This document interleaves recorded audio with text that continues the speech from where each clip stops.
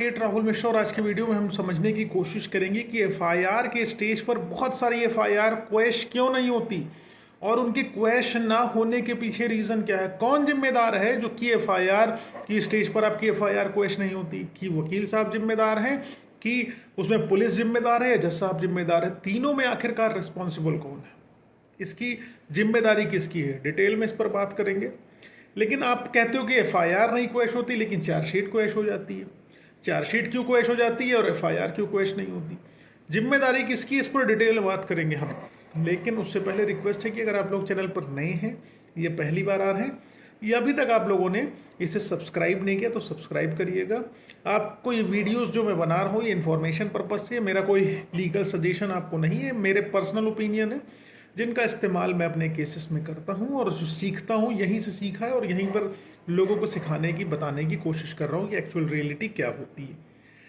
देखिए दोस्तों, एफआईआर जैसे ही आपके विरुद्ध रजिस्टर होती, मैं हमेशा कहता हूं कि आप एंटीसिपेटरी बेल में ना जाकर के एफआईआर क्वेश्चनिंग में जाइए। जब भी पुलिस आपके खिलाफ झूठी मुकदमा रजिस्टर कर ले, कोई पार्टी आपके खिलाफ झूठी एफआईआर रजिस्टर करा दे, तो आप एफआईआर क्वेश्चनिंग में जाइए।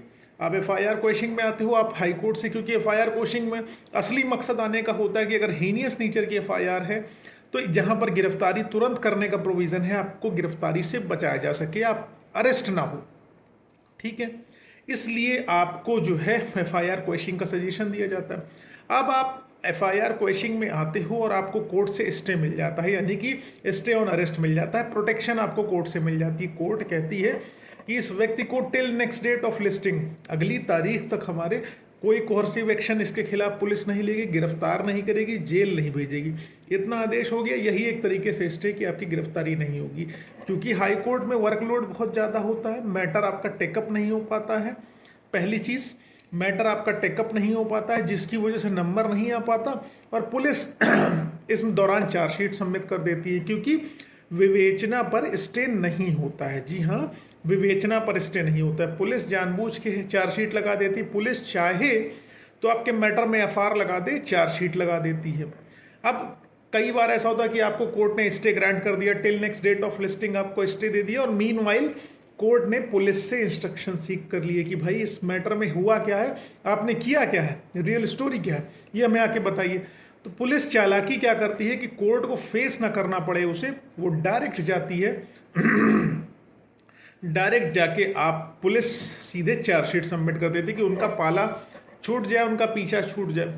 और पुलिस ने जब आपकी चार्जशीट दाखिल कर दी तो आपका स्टे हो गया कैंसिल, यानी कि अब पुलिस के हाथ से सारी शक्ति निकल गई, मजिस्ट्रेट साहब के पास चली आई।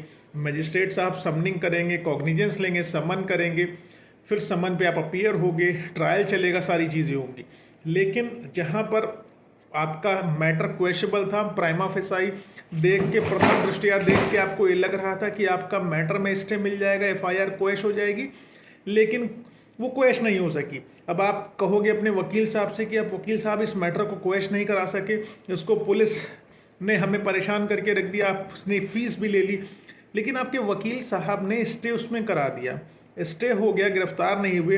पुलिस का काम था कि वो आके कोर्ट में इंस्ट्रक्शंस का जवाब देती, उन इंस्ट्रक्शंस को सबमिट करती, लेकिन पुलिस ने इंस्ट्रक्शन ना सबमिट करके चार्जशीट सबमिट कर दी। तो रिस्पॉन्सिबल कौन है? वकील साहब है कि कोर्ट रिस्पॉन्सिबल है कि पुलिस रिस्पॉन्सिबल है? इसमें पुलिस रिस्पॉन्सिबल है ऑफ कोर्स। कोर्ट में क्योंकि वर्कलोड बहुत ज़्यादा है, बहुत सारे केसेस आते हैं, एन नंबर ऑफ केसेस आते हैं, इसलिए जज साहब एक लंबी लंबी डेट लगाते हैं। लेकिन पुलिस अपनी सही विवेचना ना करने के एवज में वो सीधे चार्जशीट सबमिट कर देती ताकि कोर्ट से उसका पाला छूट जाए और आराम से एक्यूज्ड को जेल भेज दें या उसके खिलाफ चार्जशीट लगा दें। मजिस्ट्रेट साहब फिर आगे देखेंगे क्या करना है क्या नहीं करना है। तो और वही मैटर जब चार्जशीट की स्टेज पे आता है तो चार्जशीट इजीली क्वैश क्यों हो जाती है? क्योंकि पूरा का पूरा मैटर कोर्ट में होता है, पुलिस के हाथ में कोई पावर नहीं होती, सब कुछ कोर्ट ने करना है। आज नहीं 10 महीने बाद डेट लगेगी, लेकिन कोर्ट उस मैटर को सुनेगी और सुनने के बाद अगर मैटर क्वैश होने वाला है क्वैश भी कर देगी। बहुत सारे जजमेंट क्वैश हुए, बहुत सारे एफआईआर को चार्जशीट्स क्वैश हुई है, तभी तो लैंडमार्क जजमेंट बने, तभी तो हम लोग दीपक गुलाटी के जजमेंट का सहारा लेते हैं। जितने लैंडमार्क जजमेंट हम लोग उनका इस्तेमाल करते हैं। तो इसी तरीके से आप समझ लीजिए कि आपको शुरू से फंसाने वाली पुलिस ही होती है और पुलिस की वजह से ही आप फंस सकते हो। हम जानते हैं कि हमारे जुडिशियल सिस्टम में वर्कलोड ज़्यादा है, काम ज़्यादा इसलिए नंबर नहीं आ पाता, कहीं ना कहीं आप हम लोग को भी गाली देते हैं, लेकिन उसके पीछे रिस्पॉन्सिबल केवल और केवल पुलिस है और कोई नहीं। Thank you.